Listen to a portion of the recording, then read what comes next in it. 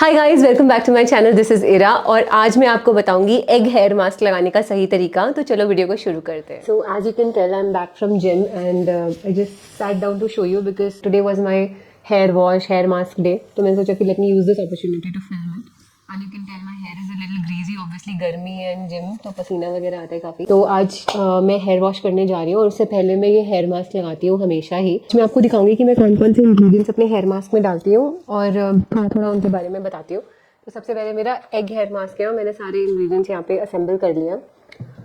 तो मेनली इसका main ingredient egg ही होता है। मैं ये वाले एग यूज़ करती हूँ, protein max egg, non sponsored है। ये वाले एग आप कोई भी ले सकते हैं, बस ध्यान रखना कि उसमें no steroid, no hormones and no antibiotics हो। फार्म फ्रेश एग्स, क्योंकि जो स्टेरॉइड्स होते हैं या फिर जो सेक्स हार्मोन्स इंजेक्ट करते हैं हेन में, वो इवेंचुअली एग में भी आते हैं और फिर जब आप एग अपने बालों में लगाते हो तो वो स्कैल्प के थ्रू अंदर अब्जॉर्ब होते हैं और आपके स्किन में भी जाते हैं। तो इट इज़ वेरी इंपॉर्टेंट कि आप जो भी हेन्स हैं उनको स्टेरॉइड्स, हार्मोन्स और एंटीबायोटिक्स ना इंजेक्ट की गई हो, ताकि आपके एग भी जो है ऑर्गेनिक हो। और दूसरी बात है, जो फीड होती है हेन की वो भी ऑर्गेनिक हो और pesticide as less pesticides used हो उतना अच्छा है, क्योंकि वो फीड भी जब हेन खाता है तो वो इवेंचुअली उसके बॉडी में जाती है और फिर एग में भी जाती है और वही एग आप बाल में भी लगाते हैं। अब इसके साथ मुझे चाहिए थोड़ी सी कर्ड, ये कंडीशनिंग के लिए। अगर आपको चाहिए तो आप कर सकते हो, अदरवाइज कभी कभार जब मैं जल्दी में होती हूँ तो मैं सिर्फ एग मास्क भी लगाती हूँ। And next is this vitamin E की कैप्सूल। तो ये आपको कहीं भी मिल जाएगी। इसका नाम है ईवियन और इसकी आप देख सकते हो मैंने सारी खत्म कर दी, एक लास्ट बची है for this. The last thing that I put in is organic castor oil. तो this is a certified organic castor oil. ये हेक्सेन फ्री है। ऑर्गेनिक कैस्टर ऑयल बहुत इंपॉर्टेंट है क्योंकि अगेन जैसे जैसे पेस्टिसाइड्स, हर्बिसाइड्स, इन सबका, इंसेक्टिसाइड्स का यूज़ बढ़ रहा है हमारी क्रॉप्स पे। तो अगर आप ये सोचते हो कि हम खा लें तो हम अच्छे एग्स लें, बट बालों में लगाना है तो थोड़े इतने अच्छे एग्स नहीं लेते हैं, तो इवेंचुअली वो भी गलत है, क्योंकि वो सारे चीज़ें, सारे टॉक्सिन्स आपके बालों में अब्जॉर्ब हो रहे हैं। तो अगर आप एक अच्छी क्वालिटी का एग नहीं लेंगे तो ऑब्वियसली आपको वो इम्पैक्ट नहीं दिखेगा और आप knowingly unknowingly antibiotics, chemicals, toxins और पेस्टिसाइड्स, हर्बिसाइड्स, दुनिया जहान के केमिकल्स अपने बालों में डाल रहे हैं डायरेक्टली। तो this applies for both egg and it applies for the castor oil also. So सबसे पहले for my length of hair मैं यूजुअली 2 एग्स लेती हूँ या 3 एग्स लेती हूँ, डिपेंडिंग ऑन अगर मैं कर्ड डाल रही हूँ या नहीं। अगर मैं कर्ड डालती हूँ तो 2 एग्स हो जाते हैं, अगर कर्ड नहीं डाल रही हूँ तो कभी कभार 3 एग्स भी हो जाते हैं, but usually you can take, मैं अपने लेंथ और थिकनेस ऑफ हेयर के लिए 2 एग्स लेती हूँ। अब सबसे पहले हमें एग का येलो नहीं डालना है, व्हाइट डालना है। तो इसमें बहुत लोगों को प्रॉब्लम होती है, डिफिकल्टी होती है निकालने में। तो मैं आपको अभी एक ट्रिक दिखाऊंगी जिससे आपको सिर्फ एग व्हाइट इजिली सेपरेट कर पाओगे आप एग येलो से। तो देखो, सबसे पहले आप एग ले लो और उसके बाद उसके टॉप पोर्शन को ब्रेक करना है। ये जो नैरो पोर्शन होता है ऊपर ओवल का, इसको ब्रेक करना है। किसी पेन से हल्का सा होल कर सकते हो आप, पेन से, नाइफ से, किसी भी शार्प ऑब्जेक्ट से, लेकिन बहुत बड़ा होल नहीं होना चाहिए। तो इतना सा होल हो जाना चाहिए बस। इसके आप ऊपर से जो छोटे छोटे वो निकाल दो, वरना वो आपके एग में चले जाएंगे। अब इसमें इस तरह का एक होल हो गया है। अब आप इसमें वजह क्या है, इसका रीज़न, पीछे साइंटिफिक रीज़न ये है कि जो एग येलो होता है उसकी डेंसिटी डिफरेंट होती है और जो एग वाइट होता है उसकी डेंसिटी डिफरेंट होती है। तो जब आप इतना सा होल करके किसी बोल में ऐसे पोर करोगे तो पहले सिर्फ एग वाइट निकलेगा। आप देखना, मैं इसको पूरा टर्न कर दिया है, कुछ भी नहीं कर रही हूँ, and I am just pouring it और सिर्फ एग वाइट निकलता जा रहा है। फिर से ब्रेक कर दिया उसको, थोड़ा ब्रेक कर दो, सिर्फ एग वाइट निकलेगा। और एग येलो क्योंकि डेंस है तो वो अभी नहीं निकल रहा है। So very easily I could separate the egg white from egg yellow, which otherwise becomes a very difficult process अगर आप एग को सही से ब्रेक नहीं करो। तो इसको आप रोटेट करके हर तरफ से पोर कर लो ऐसे, ताकि जो थोड़ा थोड़ा एग वाइट हो हर तरफ से निकल जाए। इसको तब तक करना है जब तक कि एग वाइट आना बंद ना हो जाए। मैं इसको हर तरफ से टर्न करके देखूंगी।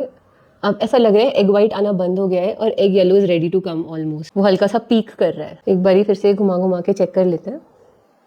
और जैसे ही कभी कभार हल्का सा एग येलो आ सकता है, उस टाइम पे आपको स्टॉप कर देना है। अगर अभी मैंने इसको बहुत बार किया तो मुझे बहुत अच्छे से पता है, मैं अब now the egg yellow is coming, तो I know the right time to stop it.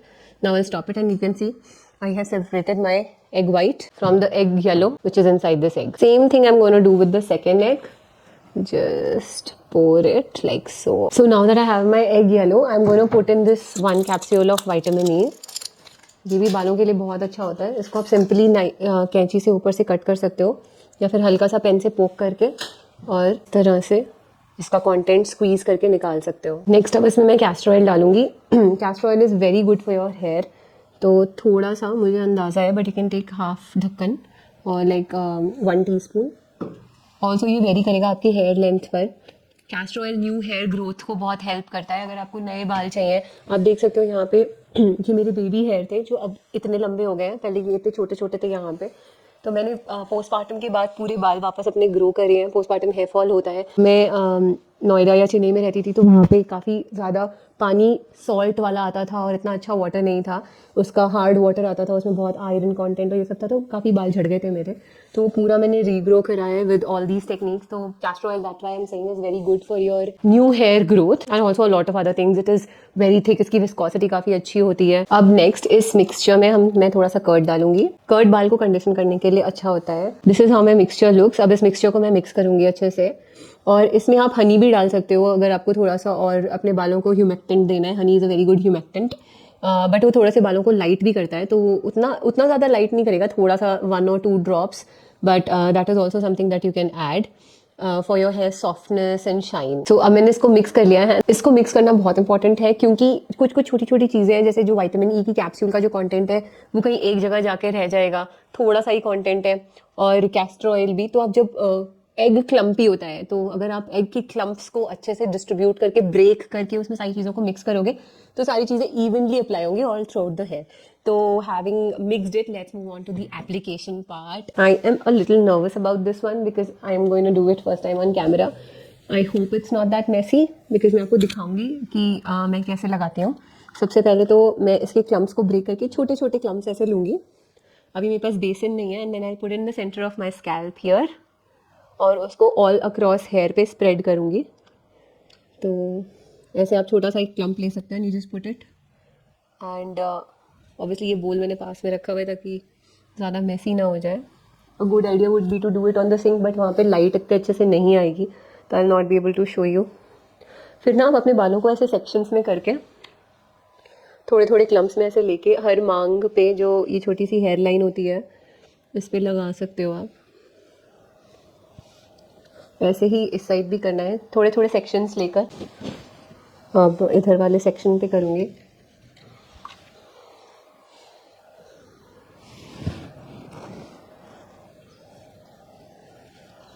जब भी आप मांग खोलेंगे तो मांग के ऊपर डैब डैब करके, एंड इस साइड कॉटन से भी लगा सकते हो, but I feel my hand is better because I can navigate my fingers and hand everywhere easily. Cotton बहुत ज़्यादा सोक हो जाती है, तो फिर वो स्टिक करने लगती है हेयर पे, तो मुझे वो बिल्कुल पसंद नहीं है। एंड एक बार आपके स्कैल्प पे हो गया तो आप रिमेनिंग पोर्शन लेके अपने हेयर लेंथ पे भी लगा सकते हो। ये ना बहुत अच्छा केराटिन इफेक्ट देता है बालों को। जैसे आप केराटिन ट्रीटमेंट कराते हो ना, तो आपके बाल कैसे लगते हैं, वैसा स्ट्रेट स्मूथ तो नहीं करता है, बट जो हेयर है उनको एक प्रोटीन कोटिंग देता है, तो उसी वजह से जो हर एक स्ट्रैंड है वो थोड़ी थोड़ी थिक लगने लगती है। पहली बार में कुछ नहीं होगा, लेकिन अगर आप 3-4 बारों से रिलीजियसली करोगे, बिकॉज ऑब्वियसली पहली बार में भी आप थोड़ा डिफरेंस देख सकते हो, पर जो भी नेचुरल प्रोसीजर्स होते हैं वो थोड़ा टाइम लेते हैं। तो अगर आपको बहुत अच्छा विजिबल डिफरेंस देखना है, तो आप उसको थोड़ा थोड़ा करके वीक में एक बार तो लगाना शुरू करो, तो 2-3 बार लगाने के बाद आपको अच्छे से डिफरेंस दिखेगा। मुझे तो खैर पहली बार में भी डिफरेंस दिखा था। I saw my hair become really bouncy and really, तो उसी वजह से मैंने करना शुरू, क्योंकि ये थोड़ा टाइम लेता है करने में। मेरे पास इतना टाइम यूजुअली होता नहीं है because of our busy life, but still because it gave me such beautiful results, I surely chose to willingly do it every time I want to wash my hair. तो this is how I apply it on the length of my hair. और उसके बाद roots पे apply करना बहुत ज़्यादा important है, तो आप ऐसे करके इस पे अप्लाई करो, क्योंकि सबसे ज़्यादा पुराने हेयर हमारे सबसे ज़्यादा ड्राई और लेस टेकन केयर ऑफ ये होते हैं, सबसे ओल्ड या बूढ़े हेयर इनको कह सकते हो आप। तो इनका टेक केयर करना भी बहुत ज़्यादा ज़रूरी है। पूरे थ्रू आउट द स्ट्रैंड्स पे लगाकर यूजुअली मैं इसको एक छोटे बन में टाई करके शावर कैप लगा लेती हूँ। शावर कैप लगाना इसलिए इंपॉर्टेंट है क्योंकि एग जो है वो ड्राई होने के बाद हार्ड होने लगता है, तो अगर आप वैसे ही छोड़ दोगे तो आपके बाल बहुत हार्ड हो जाएंगे, ज़रा से पुल में या टैंगल में टूटेंगे। तो जब आप शावर कैप लगाते हो तो थोड़ा सा मॉइस्चर इंटैक्ट रहता है, क्योंकि बहुत ज़्यादा एयर उसको ड्राई नहीं करती रहती है। ये बहुत ज़्यादा डिपेंड करता है कि आप कहाँ रह रहे हो, अगर ह्यूमिडिटी हाई है या बहुत ड्राई हेयर है तो वो कैसा इम्पैक्ट क्रिएट करेगा। बट शावर कैप का लगाने से एक इनक्लोज्ड एटमॉस्फेयर क्रिएट हो जाता है हेयर के बाहर, तो जो हेयर का मॉइस्चर निकलता है वो वहीं पे रहता है और वो वापस इतना ड्राई नहीं होता है हेयर, और आपको वो टाइम भी मिल जाता है लगाने का और लगा के रखने का। तो इसको लगाने के बाद यूजुअली मैं इसको एटलीस्ट 40-45 मिनट्स रखती हूँ, क्योंकि एक किसी भी एक्सटर्नल एप्लीकेशन को कोई बायोलॉजिकल मेम्ब्रेन क्रॉस करने में एटलीस्ट 40 मिनट्स लगते हैं।